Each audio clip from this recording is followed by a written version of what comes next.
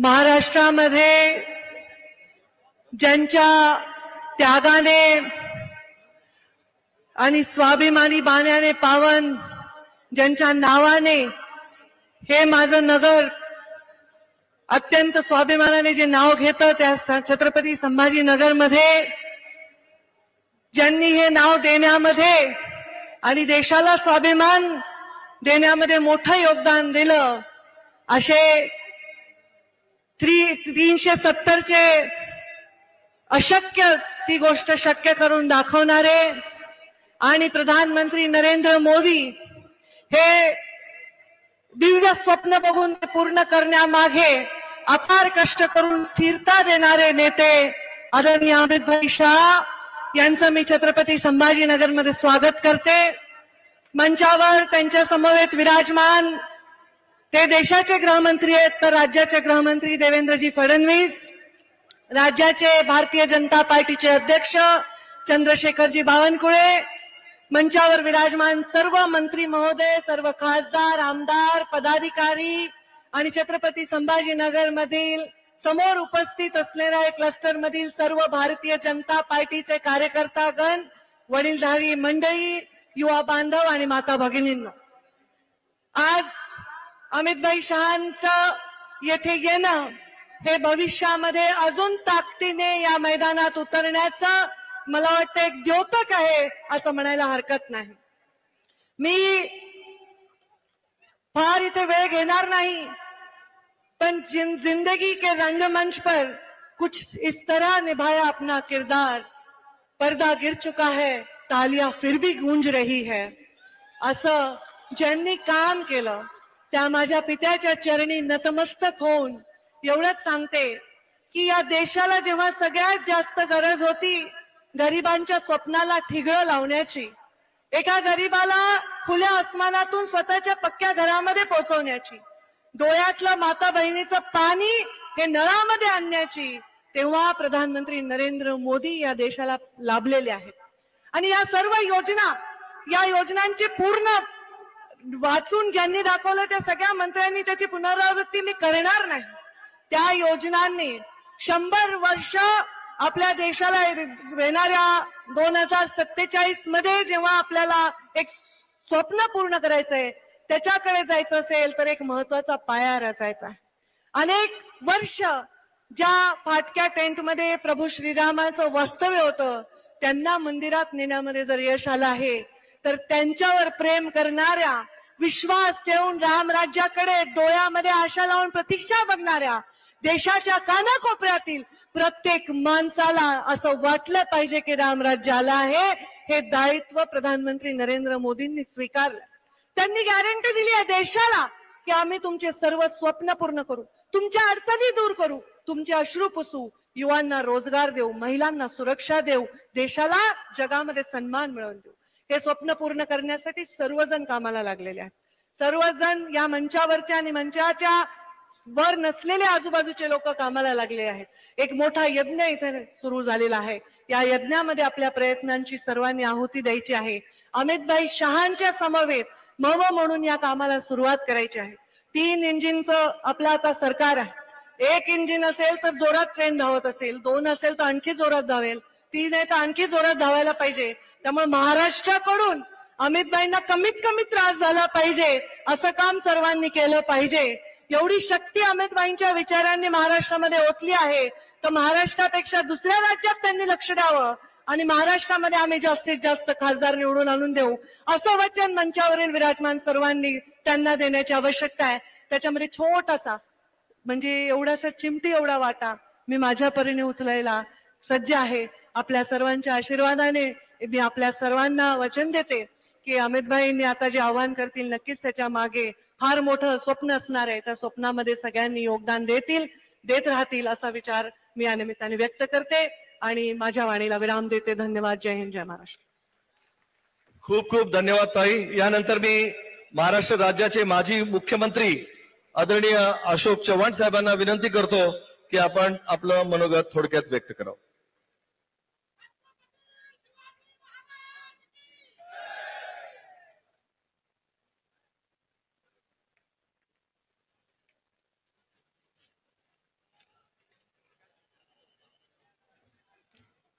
ठीक आहे.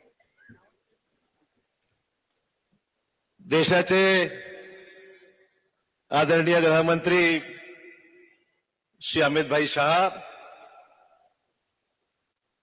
राज्याचे उपमुख्यमंत्री आणि गृहमंत्री देवेंद्र फडणवीस जी, सन्मान्य प्रांताध्यक्ष भाजपाचे श्री बावनकुळेजी, मंचावर उपस्थित असलेले सर्व मान्यवर नेतेगण, आज या संभाजीनगरमध्ये होणाऱ्या विशाल सभेला आलेले सर्व भाजपाचे नेते, कार्यकर्ते, सर्वसामान्य नागरिक, बंधु भगिनी आणि सहकारी मित्रांनो, सर मुझे ये पहला मौका है भाजपा में आने के बाद संबोधित करने के लिए आपने मुझे पहला मौका दिया है, इसका मैं तहे दिल से आपका शुक्रिया अदा करता हूं। आदरणीय देश के यशस्वी प्रधानमंत्री नरेंद्र मोदी जी, अमित भाई शाह साहब, जेपी नड्डा जी, हमारे देवेंद्र फडणवीस जी और बावनकुळे जी, इन सभी लोगों के आशीर्वाद से मुझे आपने इस परिवार में शामिल किया, उसके लिए लाख लाख धन्यवाद आपको यहां पर मैं देता हूं। और आने के बाद 24 घंटे के अंदर ही मुझे राज्यसभा में आपने काम करने का मौका दिया। मैं समझता हूं मेरे पर बहुत बड़ा विश्वास आपने यहां पर व्यक्त किया, जो मुझे यहां पर काम करने के लिए जिम्मेदारी मुझ पर सौंपी है, ऐसे मैं समझता हूं। और मैं आपको आश्वस्त करना चाहूंगा कि आप मराठवाड़े में आप यहां पर आए, चुनाव को सामने रखते हुए हम सबकी जिम्मेदारी है। मैं आपको आश्वस्त करना चाहूंगा कि सिर्फ मराठवाड़ा ही नहीं, पर महाराष्ट्र में जो आपने 400 पार का नारा लगाया है, उसमें बीजेपी और अलायंस महाराष्ट्र में सबसे ज्यादा सीटें लाएगी। मैं ये कह के यहां पर कहना चाहूंगा, ये योगदान हम सबका रहेगा, पर खास करके मुझ पर जो आपने विश्वास व्यक्त किया है, उसकी पूरी जिम्मेदारी आज मैं आपके सामने यहां पर कबूल करता हूं और आश्वस्त करता हूं कि मेरे सब साथी मराठवाड़े के एक जमाने में एक दूसरे के सामने थे, आज हम दूसरे के साथ हैं और साथ मिलकर इस मराठवाड़ा के जरिए हम बता देंगे कि निश्चित तौर पर मोदी साहब का जो नेतृत्व है, उसमें एक निश्चित तौर पर अच्छा काम करने का यह मौका मिला है।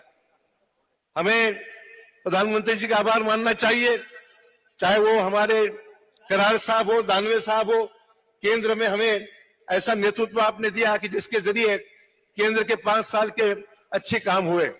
आदरणीय मोदी जी ने जो नारा लगा है विकसित भारत का, विकसित भारत, विकसित महाराष्ट्र और विकसित मराठवाड़ा, ये हमारा सबसे पहले एम होगा कि मराठवाड़े के लोगों की जो भूख है, विकास की भूख है, और उस विकास को पाने के लिए एक मजबूत नेतृत्व मोदी साहब के जरिए, आपके जरिए इस देश को मिला है। जो रोड मॅप मोदी साहेबांनी आम्हाला दिलेला आहे, देशामध्ये रेल्वे कनेक्टिव्हिटी चांगली झाली, हायवेज झाले, देशामधल्या गरीब शेतकऱ्यांसाठी सन्मानपूर्वक योजना आणण्यात आल्या, सामान्य माणसाला दिला देण्याचं काम झालं। मुंबईचा चेहरा मोहरा गेल्या 5-7 वर्षामध्ये चांगला बदलला गेलेला आहे। हे फार मोठं योगदान जे महाराष्ट्रामध्ये आपण दृश्य पाहतोय, प्रत्यक्ष पाहतोय, नुसती आश्वासनं नाहीत, प्रत्यक्षामध्ये ही सगळी कामं आपण अनुभवतोय, पाहत आहोत। आणि म्हणून या सगळ्या कामामध्ये जे योगदान राहिलंय, केंद्राचं एवढं मोठं समर्थन राहिलेलं आहे आपल्याला, की केंद्र सरकारच्या माध्यमातून गेल्या 10 वर्षामध्ये खूप जबरदस्त काम या देशामध्ये झालं, चेहरा मोहरा बदललाय, तीर्थक्षेत्रांचा विकास मोठा झाला, आपण सर्व अनुभवतोय, हे पाहतोय। आणि म्हणून या सगळ्या योजना येत असताना देशामध्ये भरपूर काम झालं। एम्सची, ऑल इंडिया मेडिकल सायन्सेसची मोठ्या 10 वर्षामध्ये संख्या आपली साधारण 16वर गेलेली आहे। मेडिकल कॉलेजची संख्या जवळपास 387 वरून 654 वर गेलेली आहे। एमबीबीएसच्या जागा वाढलेल्या आहेत, 1 लाख साधारण जागा एमबीबीएस झालेल्या आहेत। आणि गरीब नागरिकांसाठी 5 लाख रुपयापर्यंत उपचार सुविधा केवळ आणि केवळ मोदी साहेबांच्यामुळे प्रधानमंत्री जन आरोग्य योजना आज देशात सर्वत्र लागू झालेली आहे। त्यामुळे विकासावर प्रत्येक क्षेत्रामध्ये राष्ट्रीय पातळीवर आंतरराष्ट्रीय पातळीवर भरपूर कामं या देशामध्ये निश्चित चांगल्या पद्धतीने या ठिकाणी सुरू झालेली आहेत. मी दुसऱ्या पक्षात असताना सुद्धा मी कधी टीका टिप्पणी मोदी साहेबांवर व्यक्तिशः यासाठी केली नाही की चांगलं चाललंय तर चांगलंच बनलं पाहिजे, हे मी या ठिकाणी कबूल केलो. या ठिकाणी दानवे साहेबांचं काम असेल, वंदे भारत एक्सप्रेस ही मराठवाड्यात आणण्याचं काम जर कोणी केलं असेल तर आमच्या दानवे साहेबांनी खूप योगदान दिलं. या ठिकाणी कराड साहेबांनी मोठं काम या ठिकाणी मराठवाड्यात केलं. हे योगदान साधं सुद्धा योगदान नाहीये. संधी मिळाली, संधीचं सोनं केलं आणि मराठवाड्याला न्याय द्यायचं काम केलं. अनेक प्रश्न आहेत, सर्वांचा वापर मी या ठिकाणी करणार नाही, परंतु मराठवाडा कृषीप्रधान क्षेत्र आहे. या भागात अनेक समस्या अजूनही आहेत, ते पूर्ण आपल्याला करायच्या आहेत. मला या ठिकाणी मुख्यमंत्री शिंदे साहेबांचं, देवेंद्रजींचं आभार मानले पाहिजेत की मराठा समाजाला 10% आरक्षण कायद्याने दिलं, हे मला मुद्दाम या ठिकाणी नमूद केलं पाहिजे. आणि ज्याच्यामुळे निश्चितच फार वर्षापासून हा प्रश्न अडकला होता, तो मार्गी लागला. सगळ्या सोयऱ्यांचा विषय सुद्धा कायदेशीर प्रक्रिया पूर्ण करून तोही मार्गी लागणार आहे, यावर शंका आम्हाला नाहीये. आणि म्हणून निश्चित चांगलं चाललंय, त्याची या ठिकाणी आव्हान नक्की मानले पाहिजेत. मात्र मी जास्त वेळ या ठिकाणी घेणार नाहीये, परंतु विकसित भारताच्या स्वप्नपूर्तीसाठी अब की बार 400 पार, अब की बार. तर मित्र, अधिक वेळ मी न घेता, वेळेची कमतरता असल्यामुळे अधिक वेळ मी घेत नाही. या ठिकाणी शाह साहेबांचं मनपूर्वक या ठिकाणी स्वागत करतो आणि आपल्या सर्वांना आश्वस्त करतो, मिळून काम करूया आणि मराठवाड्यात दाखवून देऊया की सर्वच्या सर्व जागा आपल्या युतीच्या आपण निवडून देऊ. जय हिंद, जय महाराष्ट्र. धन्यवाद. यानंतर आपले लोकप्रिय केंद्रीय मंत्री आदरणीय रावसाहेब दानवे पाटील यांना विनंती करतो की आपण आपलं मनोगत.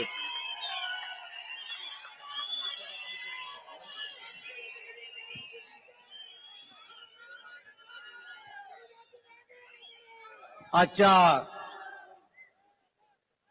कार्यक्रमाचे उत्सवमूर्ती आपल्या देशाचे गृहमंत्री आदरणीय अमित भाईजी, मंचवर उपस्थित असलेले भारतीय जनता पक्षाचे ज्येष्ठ नेते आणि आपले उपमुख्यमंत्री देवेंद्रजी फडणवीस साहेब, या ठिकाणी उपस्थित असलेले आपल्या राज्याचे भारतीय जनता पक्षाचे अध्यक्ष चंद्रशेखरजी बावनकुळे साहेब, मंचवर उपस्थित असलेले आमचे अन्य सर्व सहकारी आणि या कार्यक्रमाला उपस्थित असलेल्या सर्व नागरिक बंधू भगिनी आणि बालमित्रांनो, मित्र, या देशामध्ये सत्ता परिवर्तन झालं आणि 2014ला या देशाचे प्रधानमंत्री आदरणीय नरेंद्रभाई मोदी झाले आणि पहिल्या दिवशी नरेंद्रभाईंनी लोकसभेमध्ये जे भाषण केलं, त्या दिवशी मी लोकसभेमध्ये उपस्थित होतो. त्यांनी सांगितलं की माझं सरकार हे गरिबाप्रती समर्पित राहील, माझं सरकार हे शेतकऱ्याप्रती समर्पित राहील, माझं सरकार हे युवाप्रती समर्पित राहील. आणि मित्र, त्यांनी गरीब कल्याणाचा अजेंडा तयार केला आणि 14 पासून तर 24 पर्यंत या देशातल्या गरीबाला सहजरित्या सामान्यपणानं इतरांच्या बरोबर जीवन कसं जगता येईल अशा प्रकारच्या योजना या देशामध्ये आणल्यात. मित्र, गरिबी हटावचा नारा तर 1971ला इंदिरा गांधींनी सुद्धा दिला होता, परंतु 71 पासून तर 2014 पर्यंत आमची गरिबी हटल या आशेवर काँग्रेसला आपण सर्वांनी मतदान केलं, पण 2014 पर्यंत आपली गरिबी हटली नाही. तेव्हा या देशातले सारे गरीब एकत्र आले आणि आपल्या देशाचा प्रधानमंत्री हा गरीबातला प्रधानमंत्री केला. खरं तर मोदीजी हे आपल्या गरीबातले प्रधानमंत्री आहे, परंतु मोदीजी प्रधानमंत्री झाल्याच्या नंतर काही लोकांना असं वाटत होतं की माझे वडील प्रधानमंत्री होते, माझी आजी प्रधानमंत्री होती, प्रधानमंत्री होण्याचा अधिकार तर आमचा होता. परंतु हे प्रधानमंत्री झाले कसे? आणि मग 2014 पासून तर आतापर्यंत मोदीजीच्या विरोधात सगळ्यांना एकत्र करून मोदीजीचा नारा, मोदीजीचा हटावचा नारा या सगळ्या लोकांनी द्यायला सुरुवात केली. परंतु मित्र, हे सारे जरी एकत्र आले तर मी आजच्या सभेच्या निमित्तानं अमित भाईला सांगू इच्छितो की देशामध्ये 400 पार तर करणार, पण महाराष्ट्रामध्ये 45 पेक्षा जास्त आणि संभाजीनगर आणि मराठवाड्यातल्या साऱ्या सीट आम्ही या ठिकाणी एनडीएला मिळवून दिल्याशिवाय राहणार नाही, असं आश्वासन मी आपल्या आजच्या प्रसंगी देतो. मित्र, एक गोष्ट आपण लक्षात घेतली पाहिजे की आज मोदीला हटवण्याचं कारण काय? तर त्यांच्या लक्षात आलं की जर अशाच प्रकारच्या योजना या देशात राहिल्या, गरिबाच्या कल्याणाच्या योजना आणल्या, तर 2024ला या देशातले 80 कोटी लोक आपला मतदान करणार नाही. आणि त्यामुळे मोदीला सगळ्यांनी म्हणून हटवलं पाहिजे. आणि दुसरा त्यांचा मुद्दा आहे, भारतीय जनता पार्टी जातीवादी आहे. मी फक्त आपल्याला एकच आठवण करून देऊ इच्छितो की आम्हाला जातीवादी म्हणतं कोण? शरद पवार आम्हाला जातीवादी म्हणतात. पण शरद पवार आणि भारतीय जनता पार्टी 1985ला एकत्र निवडणूक लढली तेव्हा भारतीय जनता पार्टी जातीवादी नव्हती का? आम्हाला जातीवादी कोण म्हणतंय? ममता बॅनर्जी. पण ममता बॅनर्जी अटल बिहारी वाजपेयीच्या मंत्रिमंडळामध्ये रेल्वे मंत्री होत्या तेव्हा भारतीय जनता पार्टी जातीवादी नव्हती का? आम्हाला जातीवादी म्हणतं कोण? फारुख अब्दुल्ला. पण अटल बिहारी वाजपेयीच्या मंत्रिमंडळामध्ये उमर अब्दुल्ला हे मंत्री होते तेव्हा भारतीय जनता पार्टी जातीवादी नव्हती का? मित्रो, आज जे जातीवादी भारतीय जनता पार्टीला म्हणतात ते सारे आमच्या पंक्तीत जेवून जायले, सगळ्यांचे तोंड खरकटे वाढायला मी होतो त्या टायमाला. आणि म्हणून मित्र, यांना आम्हाला म्हणायचा काही अधिकार नाही, जातीवादी म्हणण्याचा काही अधिकार नाही. मी फक्त आजच्या सभेच्या निमित्त आपल्या आग्रहाची विनंती करणार आहे की या देशाचे प्रधानमंत्री पुन्हा नरेंद्र भाई मोदी होणार आहे, यामध्ये कवडीची शंका मला. धन्यवाद. खूप खूप धन्यवाद दादा.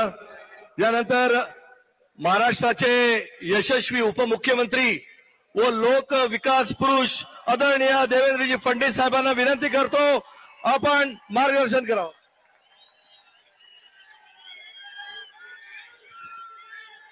भारत माता की, छत्रपती शिवाजी महाराज की, धर्मवीर छत्रपती संभाजी महाराज की. जय भवानी, जय भवानी, जय श्रीराम. हिंदवी स्वराज्याचे सरसंस्थापक छत्रपती शिवरायांना मानाचा मुजरा करतो. भारतीय राज्य घटनेचे शिल्पकार भारतरत्न डॉक्टर बाबासाहेब आंबेडकर यांना मानवंदना अर्पित करतो. आजच्या या भव्य सभेमध्ये मंचावर उपस्थित असलेले, ज्यांना ऐकण्याकरता आपण सगळे लोक या ठिकाणी आलेलो आहोत, ते भारताचे यशस्वी गृहमंत्री आणि खऱ्या अर्थानं ज्यांनी भारतीय जनता पक्षाला विश्वातील सर्वात मोठा पक्ष म्हणून स्थान मिळवून दिलं, ते भाजपचे मास्टर स्ट्रॅटेजिस्ट आणि लोहपुरुष असलेले माननीय अमित भाई शहा, आपले अध्यक्ष चंद्रशेखरजी बावनकुळे, रावसाहेब पाटील दानवे, डॉक्टर भागवत कराड, पंकजाताई मुंडे, विजयाताई रहाटकर, अतुलजी सावे, हरिभाऊ नाना बागडे, माजी मुख्यमंत्री अशोकराव चव्हाण, सुजयजी विखे, प्रदीपजी जयस्वाल, अजितजी गोपचेडे, मोनिकाताई राजळे, संतोषजी दानवे, रामभाऊ कदम, प्रशांत बम, नारायण कुचे, मंचावरील सर्व मान्यवर आणि उपस्थित सर्व भगिनी आणि बंधूंनो, आज अमित भाईंचं स्वागत करताना मला विशेष आनंद याकरता होतोय की या नगरीला संभाजीनगर असं नाव दिलं पाहिजे. पहिल्यांदा हिंदू हृदय सम्राट शिवसेना प्रमुख बाळासाहेब ठाकरेंनी ही घोषणा केली की हे संभाजीनगर असेल. पण दुर्दैवाने त्यांचे सुपुत्र मुख्यमंत्री झाल्यानंतर 2.5 वर्ष त्यांना ही जाग आली नाही की याचं नाव छत्रपती संभाजीनगर केलं पाहिजे. आणि ज्यावेळी सरकार गेलं त्यावेळी सरकार अल्पमतात असताना शेवटच्या दिवशी एक ठराव करण्याचा प्रयत्न त्यांनी केला, पण ते काही सफल झाले नाहीत. पण नवीन सरकार शिंदेजींच्या नेतृत्वात आल्यावर आम्ही सगळ्यात पहिलं काम काय केलं असेल तर औरंगाबादचं नाव बदलून छत्रपती संभाजीनगर केलं. आणि हिंदुहृदय सम्राट बाळासाहेब ठाकरेंचं स्वप्न पूर्ण करण्याकरता तो प्रस्ताव केंद्र सरकारकडे पाठवला आणि माननीय मोदीजींच्या नेतृत्वात त्या प्रस्तावाला अमितभाई शहा यांनी मान्यता दिली. त्यांच्या सहीने हे छत्रपती संभाजीनगर झालं आणि म्हणून मी त्यांचे अतिशय मनापासून आभार मानतो. बंधू भगिनींनो, मी जास्त वेळ बोलणार नाही, आपल्याला अमितभाईंना ऐकायचंय. मी केवळ एवढीच विनंती करण्याकरता आलो आहे. इतिहासामध्ये जेव्हा जेव्हा आमच्यामध्ये दुफळी आली त्यावेळी आम्ही गुलामगिरीमध्ये गेलो, हे इतिहासात आपण बघितलंय. मागच्या लोकसभेच्या निवडणुकीमध्ये आपण सगळ्यांनी बघितलं की जर चुकीच्या पद्धतीनं मतदान केलं तर या ठिकाणी काय होतं. आपल्याला जो खासदार निवडून आला, माझा तुम्हाला सवाल आहे, संभाजीनगरच्या खासदाराने त्या ठिकाणी 370 करता हात वर केला होता का? केला होता का? संभाजीनगरच्या खासदाराने राम मंदिराला समर्थन दिलं होतं का? संभाजीनगरच्या खासदाराने मोदीजींच्या कार्यक्रमांना हात वर करून समर्थन दिलं होतं का?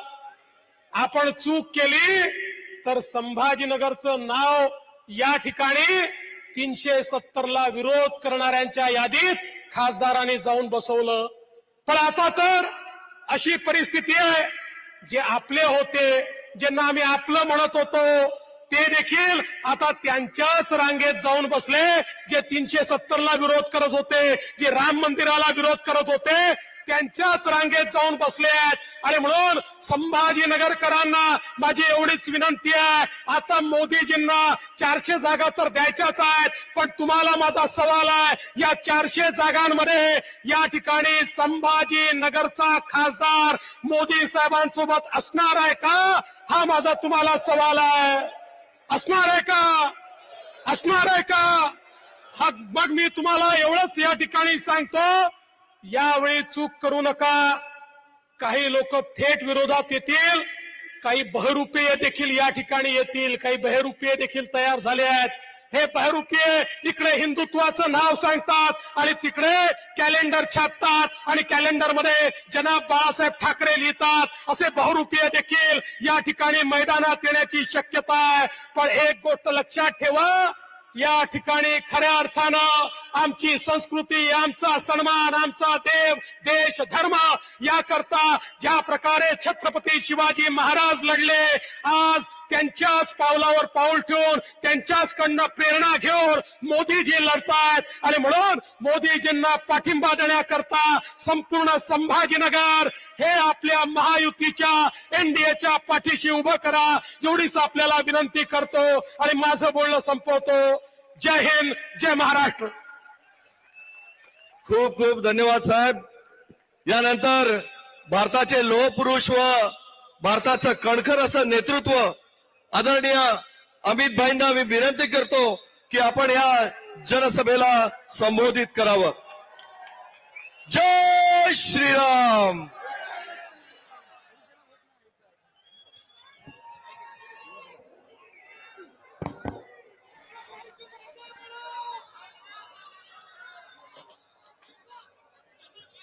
मेरे साथ बोलिए, भारत माता की. क्यों भाई, संभाजीनगर वालों की आवाज को क्या हो गया है? 400 पार का बहुमत लाना है या नहीं लाना है? जोर से बोलो, लाना है या नहीं लाना है?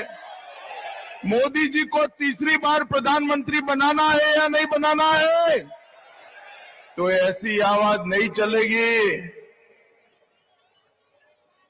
संभाजीनगर से मजलिस को उखाड़ कर फेंकने का संकल्प लीजिए। दोनों हाथ उठाइए। मोदी जी को फिर से प्रधानमंत्री बनाने के संकल्प की मुट्ठी बींचे और प्रचंड आवाज से बोलिए, भारत माता की, भारत माता की जय जय जय जय जय शिवाजी, जय जय जय जय जय भवानी। मेरे साथ बोलिए, धर्मवीर छत्रपति संभाजी महाराज की। आज मेरे साथ मंच पर उपस्थित श्रीमान देवेंद्र फडणवीस जी, हमारे प्रदेश अध्यक्ष श्रीमान बावनकुळे जी, मेरे मित्र और केंद्रीय मंत्री श्रीमान राव साहेब दानवे जी, पंकजाताई मुंडे जी, श्रीमान अशोक राव चौहान जी, श्री भगवत करार जी, श्री अतुल सावे जी, बहन विजयाताई राहतकर जी, श्री प्रताप राव चिखलीकर जी, श्री सुजय विखे पाटिल जी, श्री अजीत गोपछड़े जी, और आज संभाजी नगर में इतनी बड़ी संख्या में आए हुए प्यारे भाइयों, बहनों, माताओं और मेरे जिगर के टुकड़े जैसे युवा मित्रों, आप सभी को नमस्कार। मित्रों, आज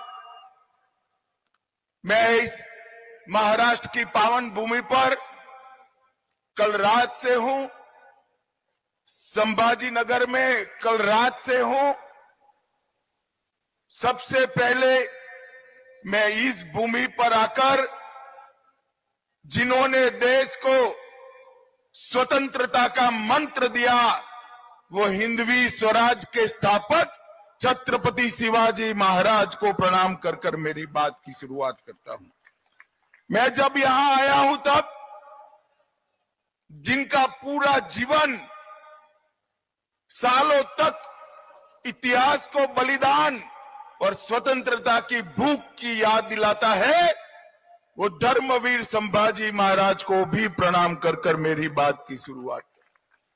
यही भूमि है, यही मराठावाड़ की भूमि है, जहां संत एकनाथ जी ने, संत ज्ञानेश्वर जी ने, जनार्दन स्वामी ने, सिखों के गुरु गोविंद सिंह जी ने भी यहां अध्यात्म और भक्ति का रास्ता प्रशस्त किया। ये भूमि को मैं प्रणाम करता हूं। मित्रों, मराठावाड़ के मुक्ति संग्राम के लिए गोविंद भाई श्रॉफ और स्वामी रामतीर्थ, जिन्होंने निजाम के खिलाफ आवाज बुलंद की, ऐसे हुतात्माओं को भी मैं प्रणाम कर कर मेरी बात की शुरुआत करना चाहता हूं। काफी समय से आप बैठे हैं, हम लोगों को आते आते देर हो गई, मैं ज्यादा लंबी बात करना नहीं चाहता। मित्रों, आने वाले दिनों में देश चुनाव में जा रहा है। हमारा ये महान लोकतंत्र फिर एक बार 5 साल तक इस देश की सरकार किसके हाथ में होगी, ये तय करने वाला है। भाइयों और बहनों, दो गुट खड़े हैं। एक मोदी जी के नेतृत्व में, भारतीय जनता पार्टी के नेतृत्व में एनडीए का गठबंधन है, और दूसरी ओर राहुल बाबा के नेतृत्व में इंडी अलायंस गठबंधन है। ये दोनों कौन है? एक और नरेंद्र मोदी जी है, जो देशभक्तों की टोली भारतीय जनता पार्टी के नेता है और 10 वर्ष में भारत के अंदर आमूलचूर परिवर्तन लाने का प्रयास किया, और जिनका लक्ष्य है 2047 में भारत माता को विश्व गुरु के स्थान पर बिठाने का लक्ष्य है। और दूसरी ओर एक परिवारवादी गठबंधन, इनका लक्ष्य क्या है? सोनिया जी का लक्ष्य है राहुल बाबा को प्रधानमंत्री बनाना, शरद पवार जी का लक्ष्य है इनकी बेटी को मुख्यमंत्री बनाना। उद्धव जी का लक्ष्य है बेटे को मुख्यमंत्री बनाना। ममता जी का लक्ष्य है भतीजे को मुख्यमंत्री बनाना। स्टालिन साहब का लक्ष्य है बेटे को मुख्यमंत्री बनाना। मुझे बताओ संभाजी नगर वालों, जो बेटे, बेटी, दामाद और भतीजों के लिए काम करते हैं, वो आपका भला कर सकते हैं क्या? जोर से बोलिए, कर सकते हैं क्या? भारत का भला कर सकते हैं क्या? भारत को सुरक्षित कर सकते हैं क्या? विकसित भारत बना सकते हैं क्या? ये सारा काम केवल और केवल नरेंद्र मोदी के नेतृत्व में भारतीय जनता पार्टी कर सकती है। ये महाराष्ट्र की जनता ने 2 बार हम आए, 14 में आए, 19 में आए, आपके सामने हमने झोली फैलाया। दोनों बार 50% वोट दिया और 41 से ज्यादा सीटें देने का काम महाराष्ट्र की जनता ने किया। मैं महाराष्ट्र की जनता का हृदय से बहुत बहुत धन्यवाद करना चाहता हूं। परंतु मित्रों, आज मैं संभाजी नगर आया हूं। संभाजी नगर ने एक कसक छोड़ दी थी। देश के पहले गृह मंत्री, लौह पुरुष, भारत रत्न सरदार पटेल ने ये मराठावाड़ को निजाम के कुशासन से मुक्त किया था और मजलिस को यहां से हटाने का काम किया। हमारी छोटी सी गलती, छोटी सी आलस, और आज फिर से मजलिस बैठी है। संभाजी नगर वालों को एक कबूल है क्या? जरा जोर से बोलिए, आप सहमत हो क्या? आज इस सभा से संकल्प कर कर जाइए, सरदार पटेल ने जो आजादी के बाद निजाम से मुक्ति दिलाई थी, ये नए निजामों को आप फिर से एक बार घर में बिठाकर उनकी जगह बताने का काम करेंगे। भाई और बहनों, इस बार 40-41 नहीं चलेगा, इस बार 45 से ज्यादा सीटें मोदी जी की झोली में डालने का काम महाराष्ट्र की जनता ने किया। हमने 10 साल तक काम किया है, हमारे पास 10 साल का ट्रैक रिकॉर्ड है और हमारे पास 25 साल का रोड मैप भी है। ये 10 साल में मैं सिर्फ महाराष्ट्र की बात करने आया हूं। भाई और बहनों, आज इस मंच से मैं शरद पवार जी को और उद्धव ठाकरे जी को पूछना चाहता हूं, इंडी अलायंस का आप नेतृत्व कर रहे हो। 2004 से 14 सोनिया मनमोहन की सरकार थी, महाराष्ट्र को क्या दिया? 1,91,000 करोड़ रुपया। कितना? 1,91,000 का। जरा जोर से बोलो, कितना?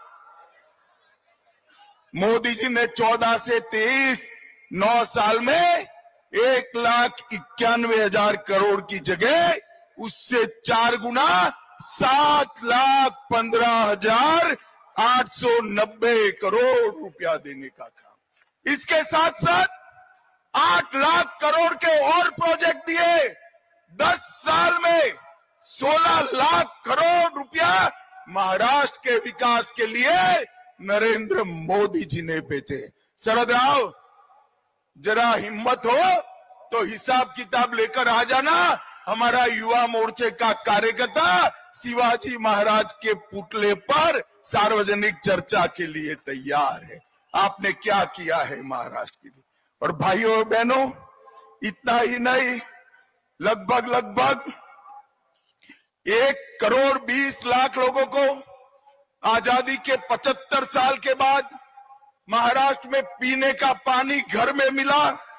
1 करोड़ लाभार्थियों को 5 लाख तक का आयुष्मान भारत का फायदा मिला। लगभग 76 लाख माताओं को घर में पहली बार शौचालय मिला। 7 करोड़ लाभार्थियों को प्रति व्यक्ति प्रति माह 5 किलो अनाज फ्री ऑफ कॉस्ट देने का काम नरेंद्र मोदी ने किया। 51 लाख लाभार्थियों को, माताओं को घर में गैस और चूल्हा देने का काम नरेंद्र भाई ने किया। 12 लाख लाभार्थियों को महाराष्ट्र में घर दिया। और मुझे बताओ संभाजी नगर वालों, आप लोगों के दोनों टीके लग गए कोरोना के या नहीं लगे? लग गए? वो जरा हाथ ऊपर करो दो। सबके लग गए? किसी को 25 पैसा भी देना पड़ा है? मोदी जी ने कॉफी पिलाकर टीका लगाया और व्हाट्सएप पर मोदी जी के हंसते हुई फोटो के साथ सर्टिफिकेट देने का काम भी कर दिया। और देश में 200 करोड़ टीका लगाकर 130 करोड़ की आबादी को कोरोना से सुरक्षित करने का काम नरेंद्र मोदी जी ने किया। मैं आज फिर से इंडिया अलायंस वालों को चैलेंज देकर जाता हूं कि आप आगे आइए। आपके भी 10 साल थे, हमारे भी 10 साल थे। हिसाब किताब करिए। अरे आप कर ही नहीं सकते हो, अरे ज्यादा करना है तो आपके 40 साल और हमारे 10 साल का हिसाब करिए। हमारे 10 साल का पलड़ा भारी है भाई। मोदी जी ने 10 साल के अंदर किया। मोदी जी ने 10 साल के अंदर देश को सुरक्षित करने का काम किया।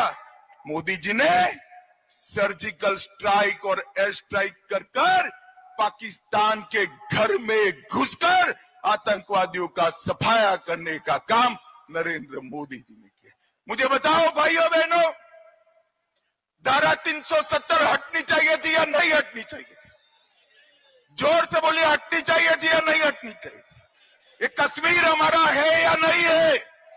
70 साल तक एक घमंडिया गठबंधन धारा 370 को अपने अनोरस बच्चे की तरह गोदी में पाल कर बैठा रहा।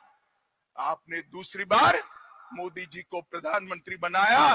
5 अगस्त 2019 को मोदी जी ने धारा 370 को समाप्त कर दिया।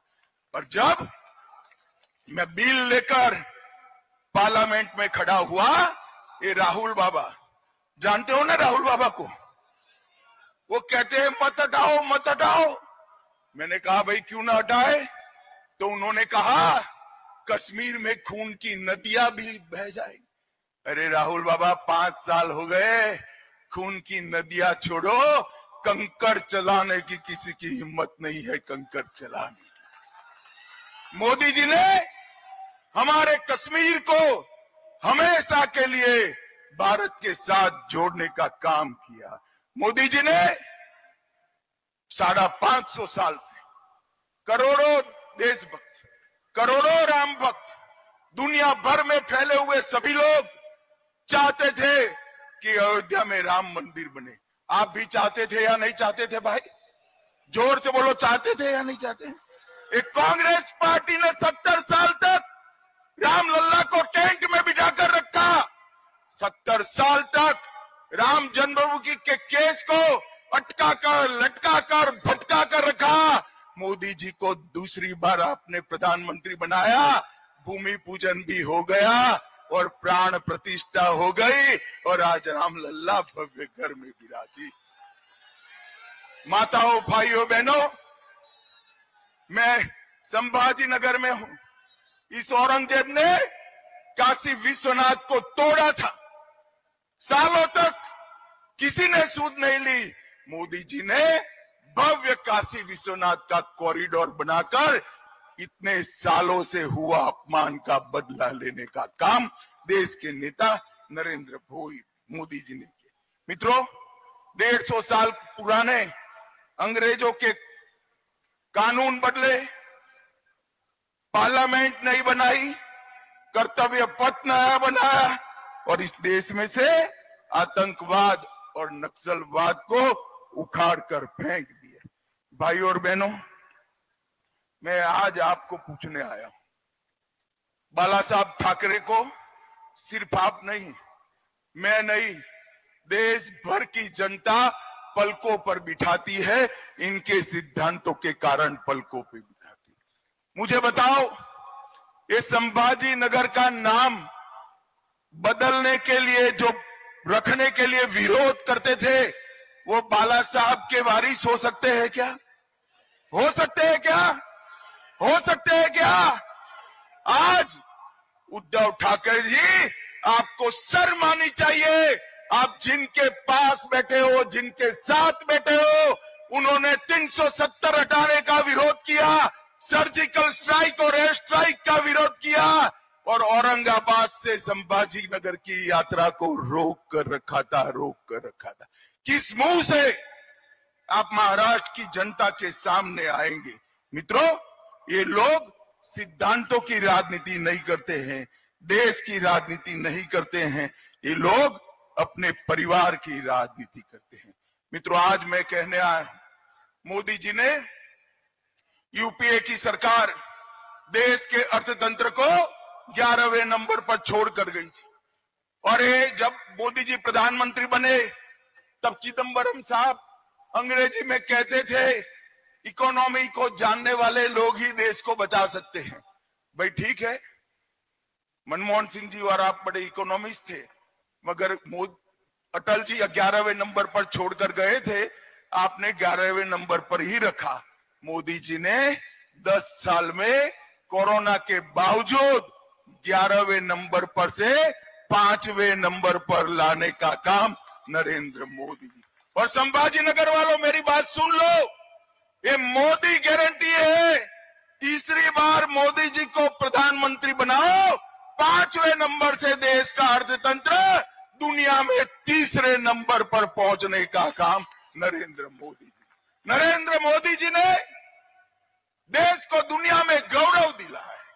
जो लोग विदेश में जाते हैं उनको मालूम है भारत के पासपोर्ट का सम्मान कितना हुआ है, भारत का सम्मान कितना हुआ है। नरेंद्र मोदी विश्व के एकमात्र नेता है जिनको दुनिया के 14 से ज्यादा देशों ने अपना सर्वोच्च पुरस्कार, भारत रत्न जैसा पुरस्कार मोदी जी को देने का काम किया है। और मित्रों, ये मोदी जी का सम्मान नहीं, भारतीय जनता पार्टी का सम्मान नहीं है, ये सम्मान देश के 130 करोड़ की जनता का और मेरे संभाजी नगर के भाइयों और बहनों का सम्मान। और मित्रों, पूरी दुनिया में मोदी जी जाते हैं, पूरी दुनिया में कोई भी भाषण उठाकर दे, मोदी जी देश की राष्ट्रभाषा हिंदी में बोलते हैं, भारतीय भाषा में बोलते हैं, भारत का सम्मान बढ़ाते हैं। मोदी जी ने दुनिया में भारत का सम्मान बढ़ाने का काम किया है। और कांग्रेस ने क्या किया? एक कांग्रेस पार्टी और एक घमंडिया गठबंधन जो महाराष्ट्र में हमारे खिलाफ चुनाव लड़ने वाला है, उसको जान लो, ये लोग डिनायल मोड में आ गए हैं।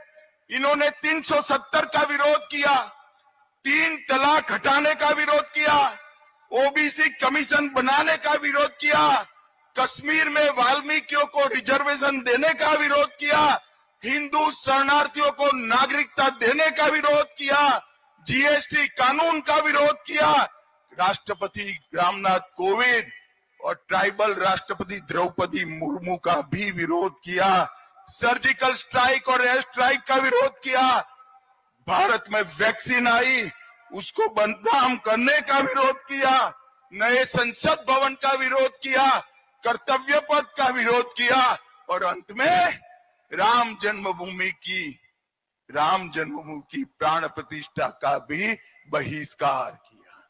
मित्रों, ये लोगों को डिनायल मोड में आ गए, वो कुछ अच्छा नहीं कर सकते, विरोधी उनका काम बचा है। भारत को अगर विश्व में आगे बढ़ाना है, भारत को आगे ले जाना है, विश्व गुरु के स्थान पर बिठाना है, विकसित मोदी जी ही बना सकते हैं। और मैं संभाजी नगर मांग कर आया हूं। पूरे देश में संभाजी नगर का नाम पूछते हैं और कोई पूछता है वहां से एमपी किस पार्टी का है, तो कहते हैं मजलिस का है। क्या आप लोग आज यहां से तय कर जाएंगे कि ये मजलिस को उखाड़ कर फेंकेंगे और मोदी जी को एक कमल यहां से भेजेंगे? आप तय करते हैं? जोर से बोलिए, तय करते हैं? मोदी जी को 400 पार कराओगे? तीसरी बार प्रधानमंत्री बनाओगे? भारतीय जनता पार्टी को 370 पार कराओगे?